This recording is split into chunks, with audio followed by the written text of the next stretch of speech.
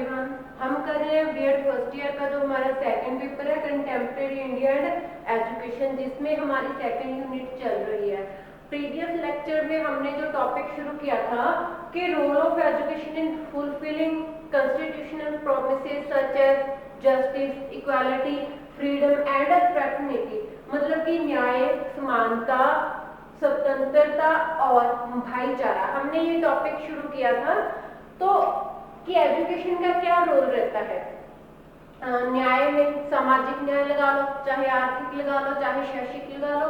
फिर समानता, हमें जो भी समानता के अवसर मिले हैं, एजुकेशन में समानता, अवसरों में समानता, कानून के समक्ष समानता, उसमें फिर जो हमें स्वतंत्रता का अधिकार मिला है, और जो भाईचारा है उसमें एजुकेशन का क्या रोल रहता है, कैसे एजुकेशन हेल्प करती है इन सब जो प्रॉमिसेस है इसे प्राप्त करने में।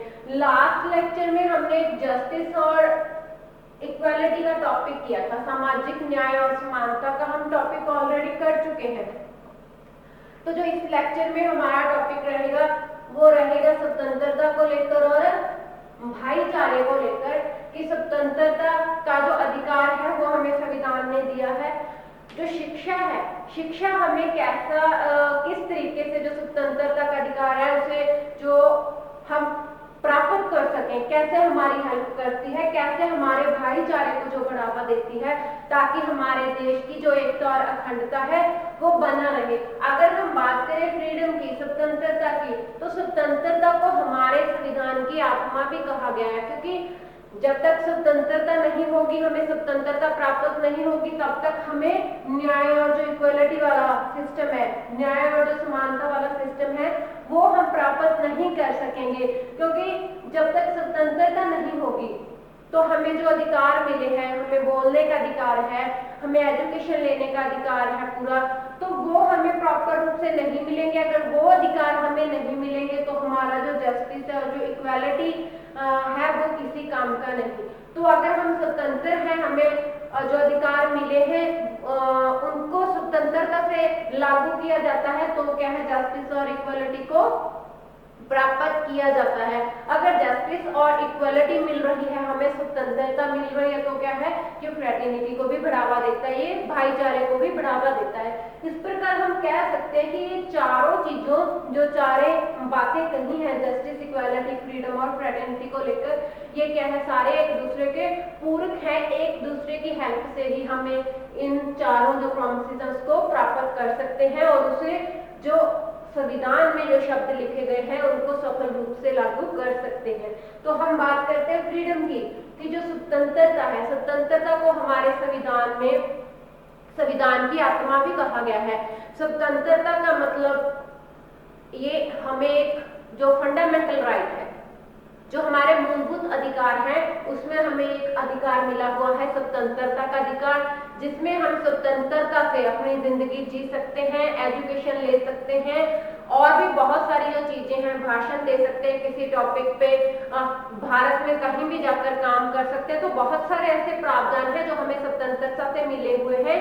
तो मौलिक अधिकारों का संविधान में विशेष महत्व है। अपने देश के नागरिकों को हर तरीके की जो सुविधा है, चाहे वो एजुकेशन के रिगार्डिंग हो, चाहे वो सार्वजनिक नियुक्तियों के रिगार्डिंग हो, चाहे वो कानून के रिगार्डिंग हो, तो मौलिक अधिकारों में हर जो प्रावधान है, हर जो सुविधा है, उसका प्रावधान दिया गया है।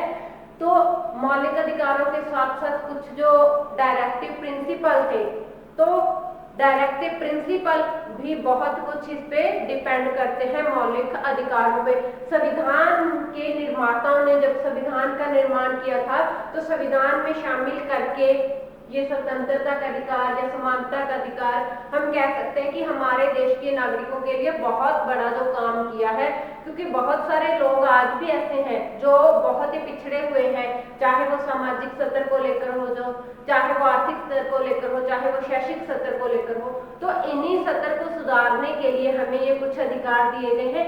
लेकिन इतने सालों के बाद भी देखो, हमारा जो भारत वर्ष था वो 1947 में आजाद हो चुका था ब्रिटिश जो कंपनी थी उससे, लेकिन इतने सालों के बाद भी क्या है, हमारे भारत वर्ष में बहुत सारे जो लोग हैं वो क्या है, गरीबी रेखा से भी नीचे अपना जीवन व्यतीत कर रहे हैं। तो उनके लिए संविधान में कुछ खास प्रावधान दिए गए थे ताकि हम उनका सतर्कता उठा सके। जो आम नागरिक है ये सारे अधिकार, समानता का अधिकार, स्वतंत्रता का हर एक के लिए है, ताकि हम सब लोगों का जो स्तर है, चाहे वो सामाजिक है, चाहे आर्थिक है, चाहे शैक्षिक है, हम उसे सुधार सकें। हम बात करते हैं स्वतंत्रता, जो हमें स्वतंत्रता का अवसर दिया गया है, स्वतंत्रता बताई गई है, तो जो अधिकार है उसमें 19 से लेकर 20 तक, 22 तक, 20 नहीं 22 तक, जो हमारे संविधान में 19 से लेकर 22 तक जो स्वतंत्रता का अधिकार है उसका प्रावधान दिया गया है कि अनुच्छेद नंबर 19 से लेकर 22 तक आपकी जो स्वतंत्रता है वो किस किस कार्य में आपकी स्वतंत्रता है उसके रिगार्डिंग बताया गया है। अब हम इन अनुच्छेद की बात करते हैं कि कौन कौन से अनुच्छेद में क्या कुछ बताया गया है। सबसे पहले हम बात करेंगे आर्टिकल 9 to 20 की, right to freedom. Article 19 to 20, 19 में क्या कुछ दिया गया है, लिबर्टीज अंडर आर्टिकल 19। सबसे पहले हम बात करेंगे लिबर्टीज अंडर आर्टिकल 19 के अंदर क्या क्या दिया गया है। अगर हम सिर्फ 19 की बात करें, 19 के अंदर क्या दिया गया है, सबसे पहले तो हम बात करते हैं कि 90 के अंदर आप स्वतंत्र रूप से भाषण दे सकते हैं और अपने जो विचार है वो किसी भी मुद्दे पर व्यक्त कर सकते हैं। विचार व्यक्त करने की जो भाषण और विचार व्यक्त करने की स्वतंत्रता दी है, आपको कोई रोक नहीं सकता। अगर आप किसी सामाजिक मुद्दे पर या किसी आर्थिक मुद्दे पर या आपको कोई भी ऐसा टॉपिक लगता है कि आप उसके बारे में बोल सकते हो, आप उसके बारे में भाषण दे सकते हो, अपने विचार है वो व्यक्त कर सकते हो। उसमें ये कंडीशन है कि आप किसी स्पेशल धर्म को या स्पेशल जाति को टारगेट नहीं कर सकते। तो जो सोशल, जो इकोनॉमिक, चाहे जो एजुकेशनल टॉपिक्स है, कोई मुद्दे हैं, आप उन पे भेज अपने विचार है वो व्यक्त कर सकते हो। आगे हम बात कर सकते हैं कि आप शांतिपूर्व इकट्ठे हो सकते हो, आप सभा सम्मेलन कर सकते हो, सभा कर सकते हो या सम्मेलन कर सकते हो, आप कोई धरना लगा सकते हो शांतिपूर्वक। उसमें क्या है, शांतिपूर्वक होना चाहिए, विदाउट हथियार, उसमें कोई हथियार नहीं होने चाहिए वहां पर। तो आप शांतिपूर्वक क्या सम्मेलन कैसे कर सकते हो, शांतिपूर्वक, चाहे लाख लोग इकट्ठा होना चाहे तो 1 लाख लोग इकट्ठा हो सकते हैं किसी मुद्दे को लेकर, लेकिन उसमें आपको शांति बनाए रखनी है, किसी प्रकार के जो हथियार है उसका प्रयोग नहीं करना है। आगे हम बात करते हैं समुदाय का निर्माण कर सकते हैं। आप किसी भी धर्म या फिर समुदाय का जो निर्माण है वो कर सकते हैं। आपको जो धर्म अपनाने की पूरी अनुमति है, आप कोई सा भी जो धर्म है वो अपना सकते हो, या फिर किसी संघ या समुदाय का जो निर्माण है वो कर सकते हो। आप पूरे भारतवर्ष में घूम फिर सकते हो, आप पर कोई पाबंदी नहीं है कि अगर आप हरियाणा के रहने वाले तो आप राजस्थान में नहीं घूम सकते। तो पूरे भारतवर्ष में आप घूम फिर सकते हो बिना किसी प्रॉब्लम के, क्योंकि आपका ये अधिकार है कि आप कहीं पर भी घूमने जा सकते हो, फिर आप कहीं पर भी अपना घर बना सकते हो, बस सकते हो जाके पूरे भारत में। तो पूरे भारत में आप क्या कर सकते हो, रोजगार प्राप्त कर सकते हो, या फिर हम कह सकते हैं आप अपना व्यवसाय कर सकते हो कहीं पर भी जाकर। अगर आप हरियाणा के मूल निवासी हो तो आप पंजाब में जाकर कृषि कार्य कर सकते हो, पंजाब में जाकर कोई जॉब है वो कर सकते हो। तो इस प्रकार ये बहुत सारे जो आपको अधिकार दिए गए हैं, विचार व्यक्त करने का, सभा सम्मेलन करने का, साझा समुदाय का निर्माण करने का, भारत में घूमने फिरने का, रोजगार करने का, और यहाँ तक कि आप जो अपनी जिंदगी है, हम ये कह सकते हैं इन पूरे का अगर हम निचोड़ निकाले तो आप अपनी मर्जी के अनुसार अपनी जिंदगी है वो जी सकते हो, कोई उसमें रोक टोक नहीं है, बेशर्ते आप किसी दूसरे को हानि नहीं पहुंचा रहे, किसी दूसरे को हर्ट है नहीं कर रहे। तो ये हमारा 19 के अंदर जो आर्टिकल 19 नंबर 19 नंबर आर्टिकल के अंदर आता है। आगे हम बात करते हैं क्रिमिनल प्रोटेक्शन प्रोविजन, जो सेकंड हमारा आता है क्रिमिनल प्रोटेक्शन प्रोविजन।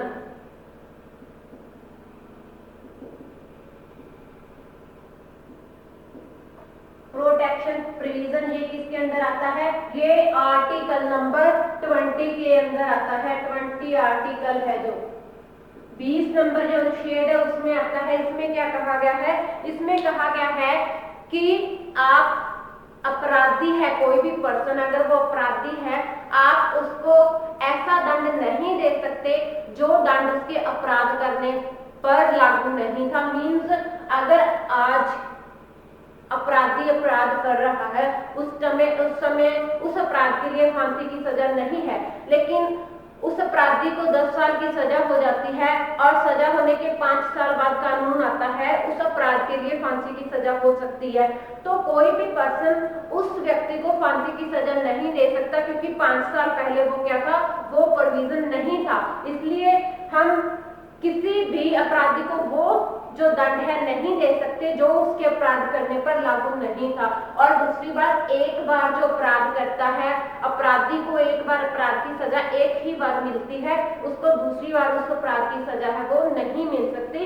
इस प्रकार अगर कोई भी व्यक्ति किसी अपराधी को खुद के लिए गवाही देने के लिए वादा करता है तो वो भी उचित नहीं है। तो किसी अपराधी को खुद के लिए जो गवाही है वो देने में कोई वादा नहीं कर सकता। तो इस प्रकार ये क्रिमिनल प्रोटेक्शन प्रोविजन है। तो आगे हम बात करते हैं personal liberty and protection of life, जो तीसरे नंबर पे आती है personal liberty and protection of life.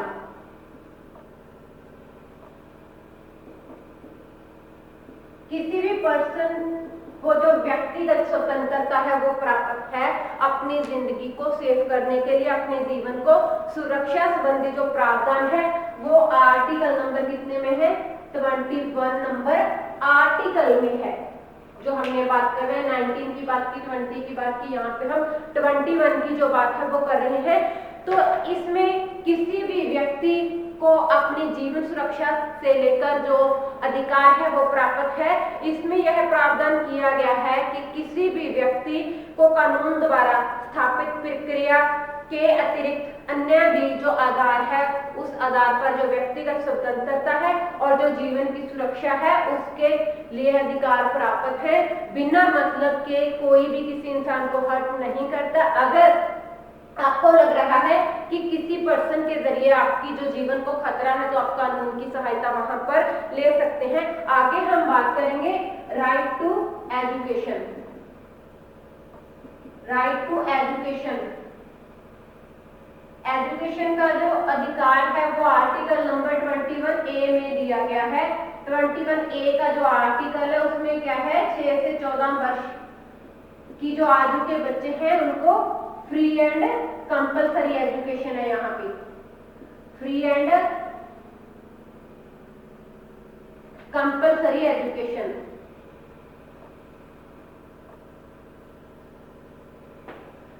हम किसी भी व्यक्ति को धर्म, जाति या भाषा के नाम पर एजुकेशन लेने से नहीं रोक सकते।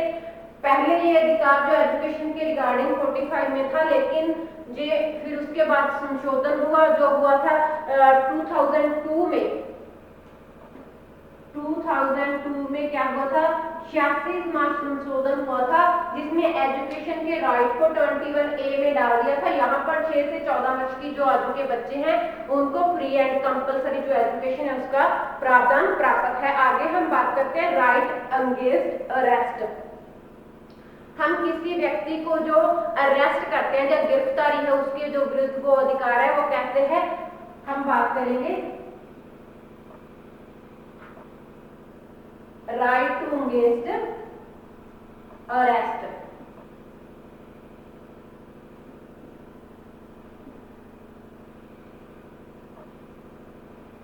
अगेंस्ट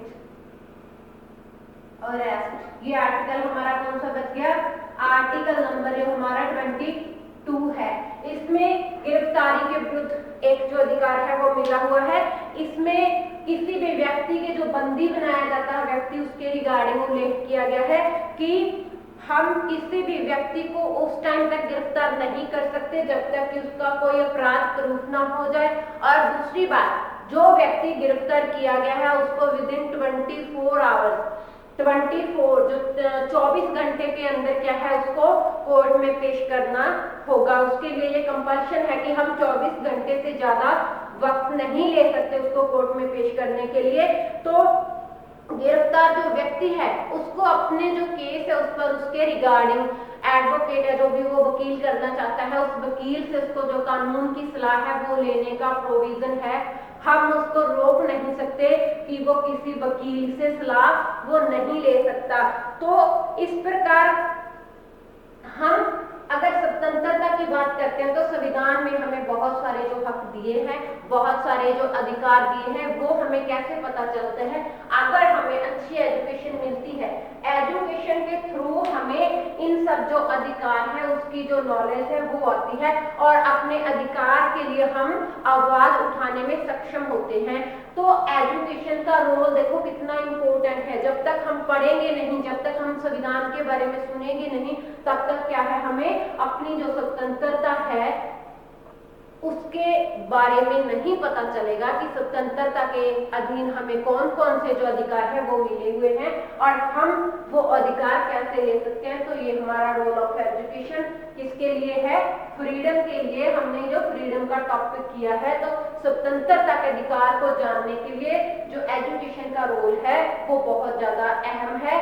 हमें एजुकेशन के थ्रू ही क्या होता है, जो सारे के सारे आर्टिकल है उसकी जो नॉलेज होती है। जब हम एजुकेट होते हैं, बच्चों को एक अच्छी एजुकेशन देते हैं, अच्छी एजुकेशन देने का मतलब यही होता है कि हम उसको अवेयर करते हैं, हर चीज के बारे में अवेयर करते हैं। हम उसको उसके जो राइट्स हैं, चाहे वो फंडामेंटल राइट्स हैं, चाहे वो डायरेक्टिव प्रिंसिपल है, उसके बारे में अवेयर करते हैं। हम उसको इन्वायरमेंट के रिगार्डिंग जो अवेयरनेस उसको देते हैं, हम उसको साइंस एंड टेक्नोलॉजी की शिक्षा देते हैं, हम उसको जो एक मोरल जो कैरेक्टर है, जो मोरल एजुकेशन है वो प्रदान करते हैं। तो इसमें हम हर प्रकार की उसको शिक्षा देते हैं ताकि हम उसे एक अच्छा नागरिक बना सके जो हमारे राष्ट्र के विकास में बहुत ज्यादा सहायक है। अगर हम उसको हर प्रकार की एजुकेशन देंगे तो डेफिनेटली हम फ्रेटर्निटी को बढ़ावा देंगे। तो ये हमारा फ्रीडम का टॉपिक था कि फ्रीडम में हमें क्या कुछ मिला है और हमें पता कैसे चलता है, एजुकेशन में पता चलता है। जैसे हमने पीछे भी किया था रोल ऑफ एजुकेशन, तो रोल है जब एजुकेशन है ये लिबर्टी है, तो इसमें एजुकेशन हमें प्रोवाइड करती है कि हमें शिक्षा है वो भी हमारे लिए कंपलसरी है। ठीक है, तो ये हमारी गवर्नमेंट पॉलिसीज के बारे में बताती है।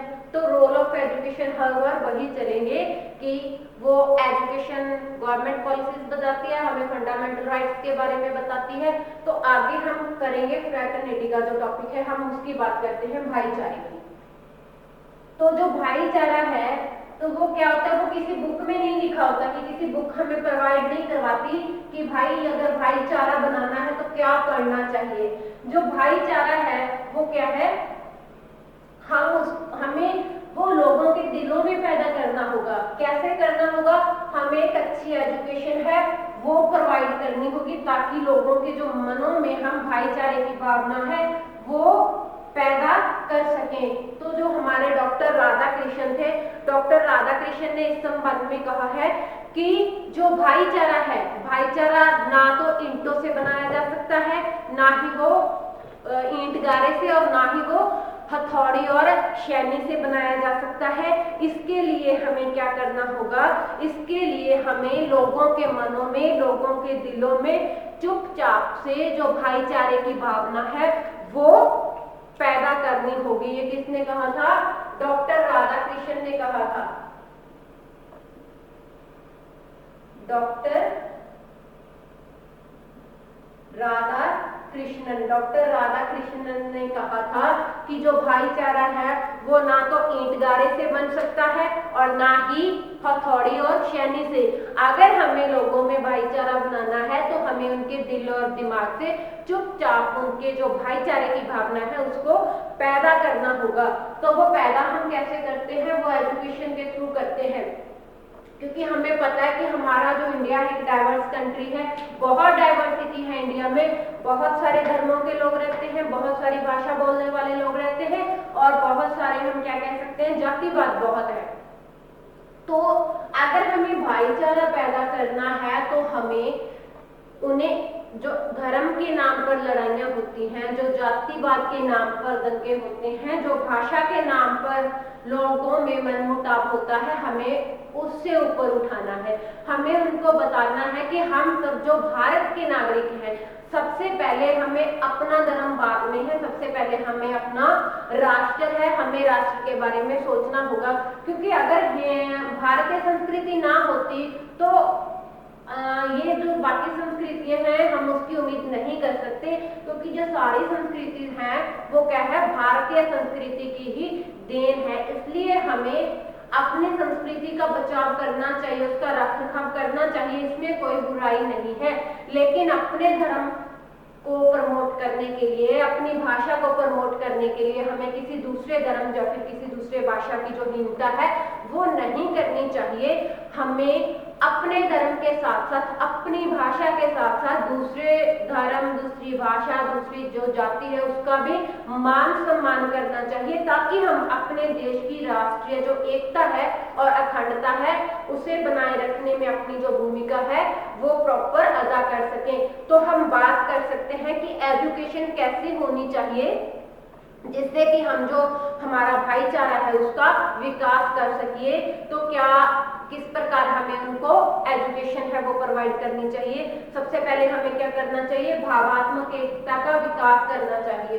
भाईचारे को बढ़ाने के लिए सबसे पहले हमें क्या करना चाहिए? भावात्मक एकता का विकास। हम भावात्मक एकता का विकास कैसे कर सकते हैं? वो हम एजुकेशन के थ्रू कर सकते हैं। भावात्मक एकता का अर्थ है विभिन्न धर्मों, विभिन्न जातियों, विभिन्न भाषा बोलने वाले, विभिन्न संप्रदायों से जो संबंधित लोग हैं उन्हें एकता के सूत्र में बांधना। देखो, जब स्कूल में बच्चे बैठते हैं तो वहां पर कोई जात पात नहीं होती। एक क्लास में बहुत सारे धर्मों के बच्चे हो सकते हैं, बहुत सारी भाषा बोलने वाले बच्चे हो सकते हैं, बहुत जातियों के हो सकते हैं। वो जनरल कैटेगरी से हो सकते हैं, वो एससी कैटेगरी से, वो बीसी कैटेगरी से। तो हमें वहां पे जो अपना बिहेवियर है वो क्या है, वो पक्षपात पूर्ण होना चाहिए, हमें निष्पक्ष होना चाहिए वो वहां पर। तो वहां पे हमें किसी की धर्म या जाति को टारगेट नहीं करना चाहिए। हमें सबको यही शिक्षा देनी चाहिए कि हम सब एक जैसे हैं, हम सब भारत के नागरिक हैं। उनमें भावात्मक जो विकास है वो करना चाहिए। उनकी जो भावनाएं हैं वो धर्म, जाति, संप्रदाय, इन सब चीजों से ऊपर उठानी चाहिए और उन्हें भारत का नागरिक होने का जो गर्व महसूस है वो उन्हें करवाना चाहिए। हमें उन्हें भारतीयता का जो बोध है वो करवाना चाहिए, ताकि हम अपने भाईचारे को बढ़ावा दे सके और अपने राष्ट्र की एकता और अखंडता को बचाए रखें। आगे हम बात करते हैं देश प्रेम की भावना का विकास।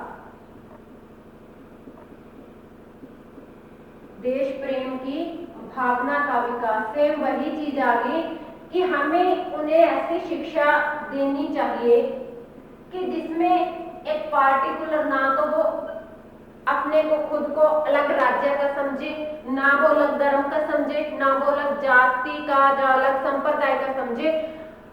कहीं पे भी अगर बच्चों से पूछा जाए कि आप कहाँ के रहने वाले हो, आप कौन हो, तो वो कहे हम भारतीय हैं, हम भारत के रहने वाले हैं, ना कि वो ये कहें कि मैं राजस्थान से हूँ, मैं हरियाणा से हूँ, मैं पंजाब से हूँ या मैं केरला से हूँ। तो वो अपना जो स्टेटमेंट है उनका वो क्या है, वो एक देश को समर्पित हो, वो ये कहें कि हम भारतवासी हैं और मैं भारत का नागरिक हूँ। तो हमें उनमें जो देश प्रेम की भावना है उसको विकसित करना होगा, ना कि उसको जाति, धर्म या भाषा को। हमें किसी भी जाति के बारे में, धर्म धर्म के बारे में हमें एजुकेशन में बात नहीं करनी। हमें सिर्फ और सिर्फ अपने भारत की जो बात है, भारत के नागरिक की बात है, हम उसे सिर्फ वही बात करनी है ताकि उनका अपने राष्ट्र के प्रति प्रेम हो और वो राष्ट्र की एकता और अखंडता को बनाए रखें। आगे हम बात करते हैं व्यावसायिक कुशलता का विकास करना।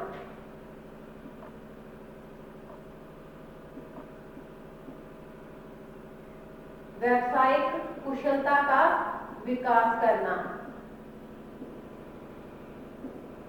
अब विकास व्यावसायिक कुशलता का करेंगे तो वो भाईचारे के लिए कैसे होगा?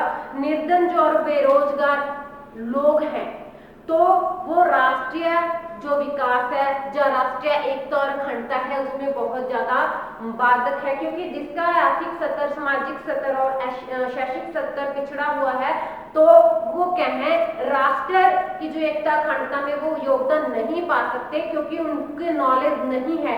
तो हमें उनको इस प्रकार की शिक्षा प्रोवाइड करनी है कि हम उन लोगों का विकास करें, उनको कुछ जो हस्तशिल्प हम उनको एजुकेशन दें, उनको वोकेशनल एजुकेशन दें ताकि वो अपना विकास कर सकें। जब वो खुद का विकास कर पाएंगे तभी वो राष्ट्र के विकास के बारे में सोचेंगे, क्योंकि अनपढ़ लोग होते हैं या फिर जिनको शिक्षा की कमी होती है, जिनका आर्थिक स्तर कमजोर होता है या जिनका सामाजिक स्तर कमजोर होता है, तो वो जो धर्म और जाति के जो नाम, जो शब्द है, इनमें ही उलझ कर रह जाते हैं।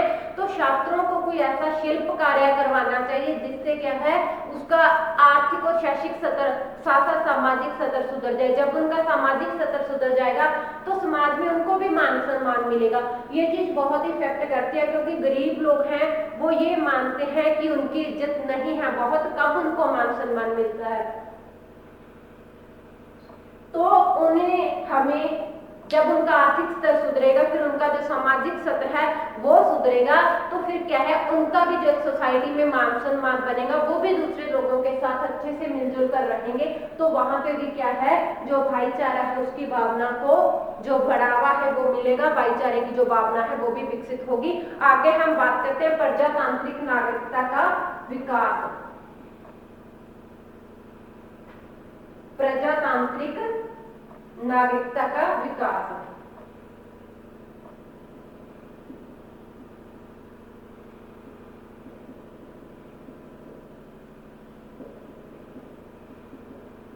हमने अपने संविधान में, खासकर संविधान की प्रस्तावना में प्रजातंत्र जो शब्द है वो यूज किया है कि हमारा देश है वो प्रजातंत्र है, हमारे देश में लोकतंत्र है। तो हमें नागरिकों में प्रजातांत्रिक की जो भावना है, उसका जो नागरिकता है प्रजातांत्रिक, उसका विकास है वो करना होगा। तो उसकी सफलता के लिए आदर्श नागरिकों पर बहुत ज्यादा डिपेंड रहती है कि प्रजातांत्रिक नागरिकता का विकास हो सके। आदर्श नागरिक वे होते हैं जो अपने अधिकारों का सही ढंग से प्रयोग कर सके, अपने कर्तव्य को समझे और दूसरों के प्रति जो प्रेम, प्यार, जो सहानुभूति की भावना है वो रखे। तो इसलिए हमें लोगों को प्रजातांत्रिक नागरिकता का विकास भी करना चाहिए ताकि हम भाईचारे की भावना को बढ़ावा दे सकें। तो ये हमारा जो टॉपिक था, role of education in fulfilling constitution promises such as justice, equality, freedom and fraternity, तो ये हमारा टॉपिक है वो कंप्लीट हो चुका है। आज हमने जो फ्रीडम और फ्रेटर्निटी की बात की, तो ये सब क्या है, एजुकेशन का इसमें बहुत ज्यादा भूमिका है। हम जैसी एजुकेशन बच्चों को प्रोवाइड करेंगे वैसे ही वो कल के नागरिक बनेंगे। किसी ने सच ही कहा है कि एजुकेशन, अच्छी एजुकेशन से अच्छे मानवीय संसाधनों का जो जन्म है वो होता है और विकास होता है। तो हमारा ये आज का टॉपिक खत्म हो रहा है। नेक्स्ट लेक्चर में हम जो नेक्स्ट टॉपिक करेंगे। Thank you, have a nice day.